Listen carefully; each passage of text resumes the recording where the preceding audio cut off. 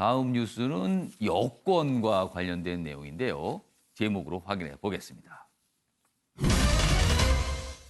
말 많죠? 이분들 둘러싸고 3인 출마에 입 닫은 여당 지도부다. 이렇게 제목을 오늘 이렇게 준비해 봤습니다.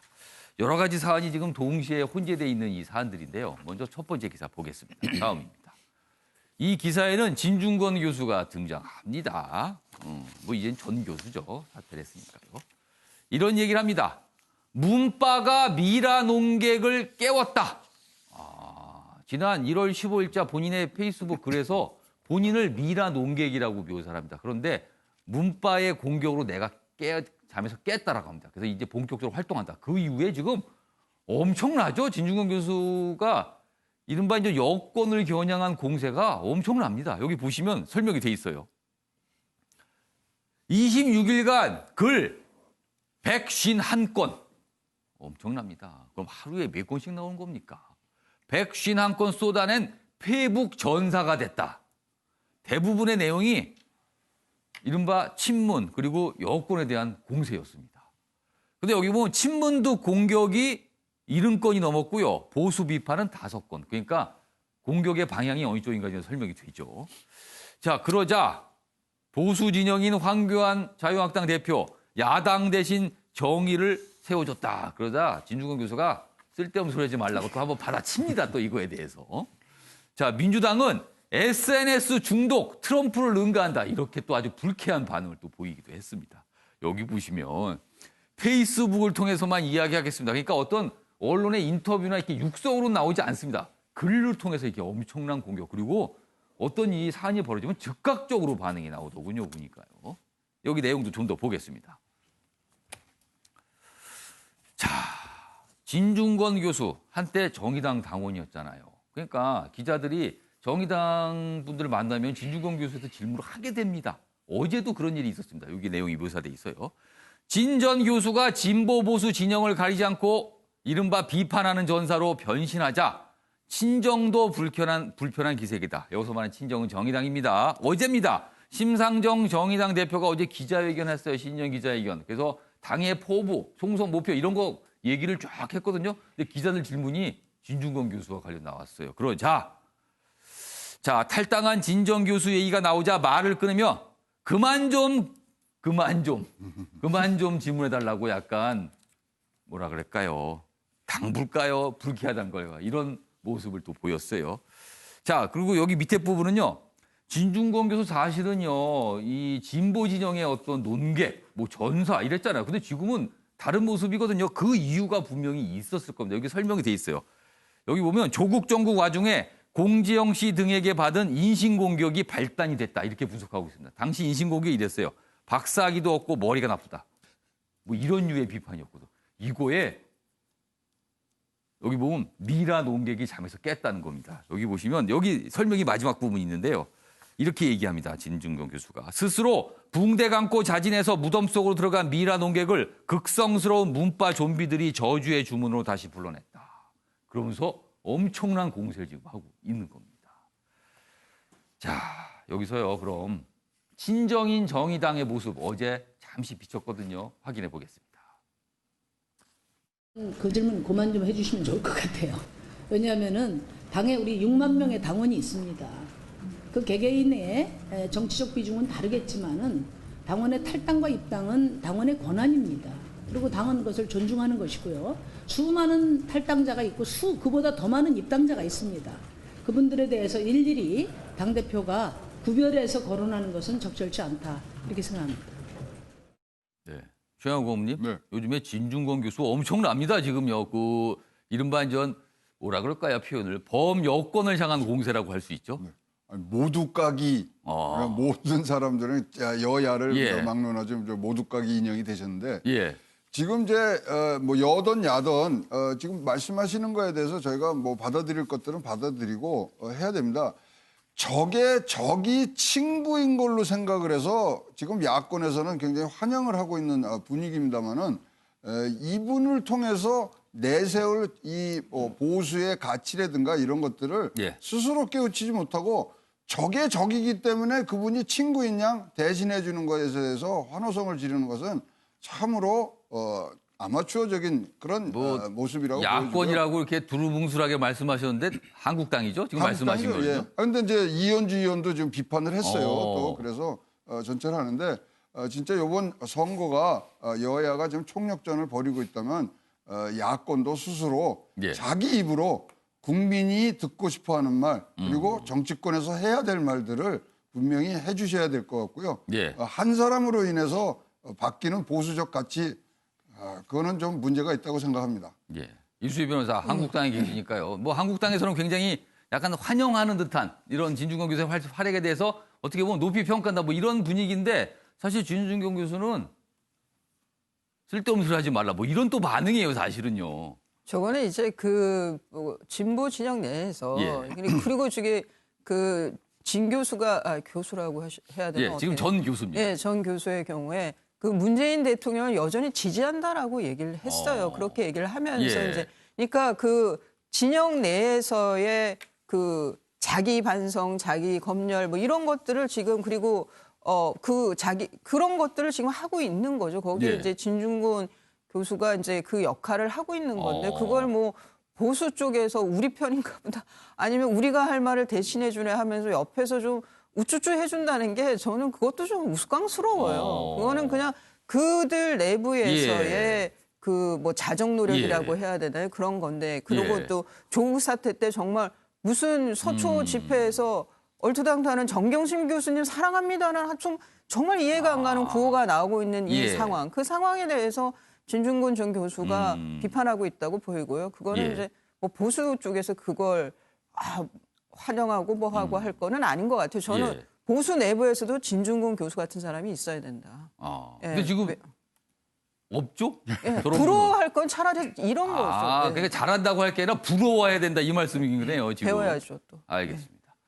자, 이런 상황에서 여당인 더불어민주당 왠지 고민을 하는 듯한 그런 모습들이 좀 포착되고 있거든요. 그 기사가 지금 준비되어 있습니다. 다음 보시죠. 말 많은 3인 출마에 입다든 여당 지도부다. 말 많은 3인. 그러니까 논란의 대상이 됐다는 거죠. 여기 있습니다. 여기 사진이 각각 실려 있습니다. 시청자 여러분께서 누군지 아실까요? 제가 소개해드리겠습니다. 요 첫 번째 사진. 청와대 대변인 시절 이제 투기 논란이 좀 있었죠. 김의겸 전 대변인 군사 출마 채비인데 지금 당에서 예비 후보에 대한 심사를 하잖아요. 근데 심사 결론을 안 내고 있어요. 자꾸 미뤄지고 있습니다. 뭐가 소명이 좀 더 해야 된다 그러면서. 그러니까 뭔가 고민을 하고 있는 거예요. 아니면 눈치를 보는 걸까요? 그리고 두 번째 사진. 미투 논란 정봉주 전 의원입니다. 지금 강서갑 도전. 그런데 자꾸 또 옛날 얘기가 소환이 되고 있잖아요, 이게. 그러니까 이게 또 당이 부담 아니냐. 또 그런 거고요. 세 번째는요. 문희상 국회의장의 아들 문석균 씨입니다. 이른바 세습 논란입니다. 지역구 세습 논란, 뭐 아빠 찬스 논란.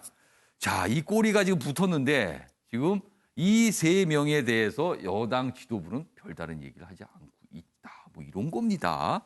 자, 요 아랫부분도 보겠습니다. 그러자 이런 분석들이 지금 나오고 있어요. 중도 표심 돌아설 가능성 높지 마. 그러니까 이런 사안들 잘못 다루면은 중도가 외면할 수도 있다. 그런 가능성이 있지만 지도부는 입장 없이 정치적인 셈법만 하고 있는 거 아니냐. 아무 얘기 없이. 그러자 일각에서는 지금 40%대 지지율에 자만하는 거 아니냐. 지금 대통령 지지율 40% 여전히 굳건히 지키고 있잖아요. 이런 걸 보면서 지금 뭐야 자만하는 거 아니야? 이런 얘기가 나오고 있다는 겁니다. 자, 이런 상황에서요. 다음 기사 보겠습니다. 출마와 관련된 얘기입니다. 여당 DJ 아들 그리고 노무현 전 대통령의 사위 공천 추진한다. 이런 모습이 또 있어요. 그러니까 이게 많은 이 국민 유권자분들이 어떻게 보실까 이런 겁니다. 지금요. 자, 여기 보면 노무현 전 대통령의 사위 곽상원 변호사 오늘 입당 회견하고요. 충북에 도전할 것으로 보입니다. 그리고 DJ 김대중 전 대통령의 아들 김홍걸 씨 수도권 출마 당에서 여론조사를 했다는 거예요. 그러니까 공천을 추진하고 있다는 거죠. 그러니까 이런 모습이 보이고 있습니다. 자, 정우갑 실장님 그리고 제가 김종욱 교수님 두 분께 지금 질문 드릴게요.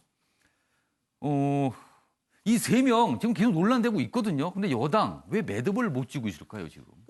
선거가 얼마 안 남았잖아요. 당연히 예. 그 선거라는 것이 예. 민심을 반영하기 때문에 예. 민심의 향배가 어떻게 될지 당으로서는 고민을 할 수밖에 없는 거고 이제 부동산 문제라든가 뭐 이제 아파트 찬스가 됐든 여러 가지 예. 지금 사회적 하나의 공감의 예. 이슈가 되고 있는 거잖아요. 그렇기 때문에 상당히 고심을 합니다만은 예. 저는 그렇습니다. 그러니까 분명히 당연히 공천 기준이라는 게 있을 거예요. 예.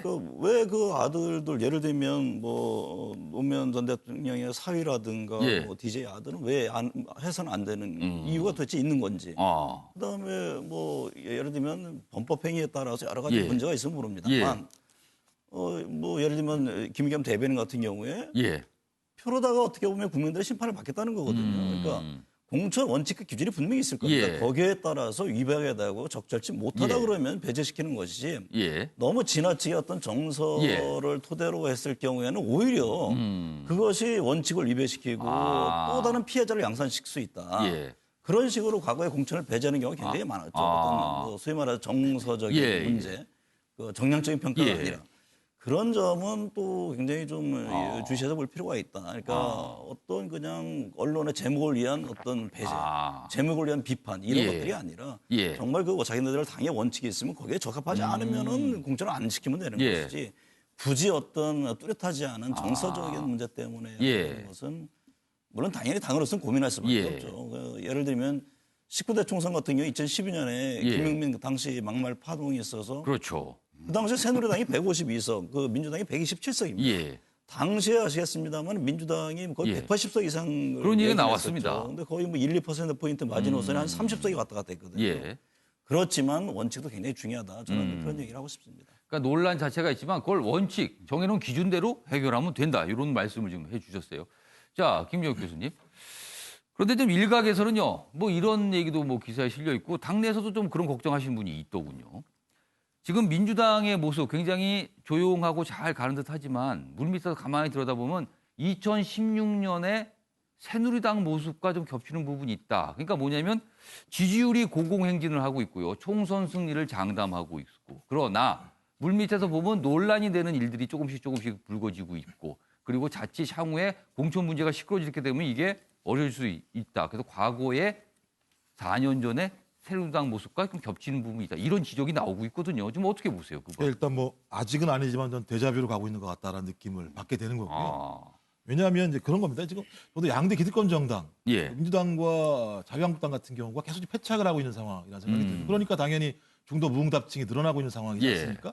이건 양대 기득권 정당에 대한 나름대로의 염증을 느끼는 건데요. 예. 그 염증을 느끼는 이유가 뭘까? 최근 아까 보신 거 아시겠지만 전 민주당이 자기의 정체성을 어기면서까지 총선 승리에 올인할 수 있을까? 이런 생각을 하는 겁니다. 아까 얘기했던 윤석균 세습 논란, 예. 공정 정의의 문제인 거거든요. 예. 또 하나는 김의겸 후보 예. 부동산 문제 아니고 상대적 박탈감, 상당히 중대한 문제입니다. 서민들에게는 이 문제가. 이제 거기다가 예를 들면 정봉주 전 의원 같은 경우는 예. 소위 다른 말을 했다라고 하는 무슨 표적에 가서 우리가 거기 낙마시키겠다는 얘기를 하는 건 표현의 자유에 위배되는 거고요.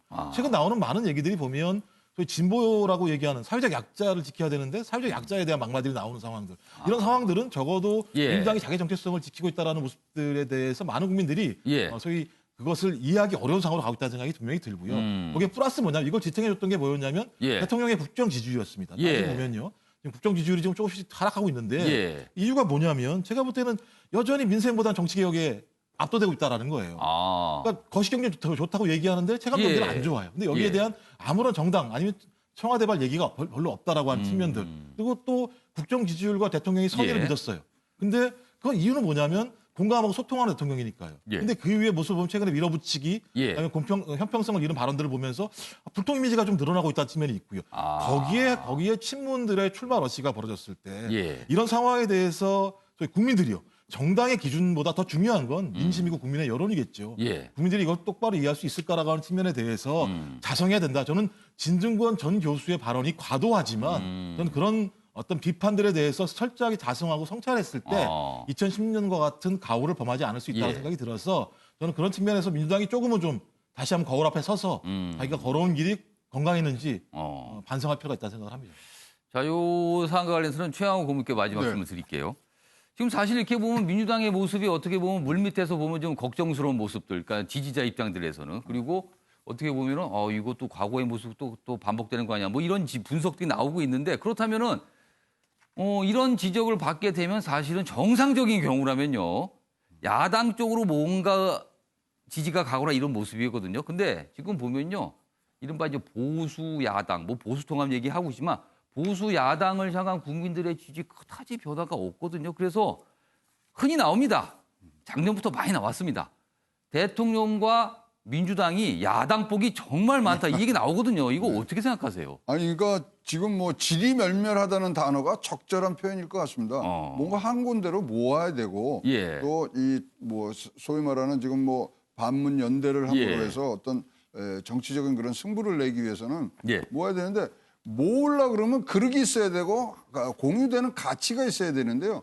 그 부분조차도 지금 뭐 생성이 되지 않고 있는 거죠. 그러니까 모으라는 마음은 있지만 그릇이 없습니까? 네, 그릇이 없는 거죠. 그러려면 같은 마음을 거기다 쏟아 놓을 수 있어야 되고 예. 이제 앞으로 우리나라의 미래가 어떻게 가고 보수가 어떻게 가야 되느냐에 대해서 서로 말만 지금 하고 있는 거고요. 예. 뭐 언론에도 그런 표현을 한번 쓴 적을 예. 보았습니다만 이거는 완전히 화전민식으로 지금 야당은 하고 있어요. 여기 잘 된다 그러면 거기 가서 한 해 농사해 먹고 그다음에 또 그냥 떠납니다. 화전민처럼 정치를 하고 있다. 네, 그래서 여기를 이 산을 가꾸고 나라를 가꾸고 이 경작지를 가꿔야 되는데 예. 여기가 좋다면 우 몰려가서 거기서 뭘 하고 이런 화전민식 정치가 예. 지금 이 여당에게 큰 축복을 내려주는 그런 현상으로 나타나는 데 대해서는 예. 자성하는 이 하여튼 자기의 성찰하는 모습들이 보여줘야 된다고 생각을 합니다. 알겠습니다. 제가 예, 정관 시장님. 민심이라는 게 그러니까 예. 자의적이면 안 된다는 것이죠. 그러니까 공천 기준이라는 게 뭐냐면 왜 강조를 했냐면 그 예. 여론조사라는 거 분명히 데이터가 있을 겁니다. 그러니까 예. 판단할 수 있는 근거들을 가지고 있을 예, 거예요. 예.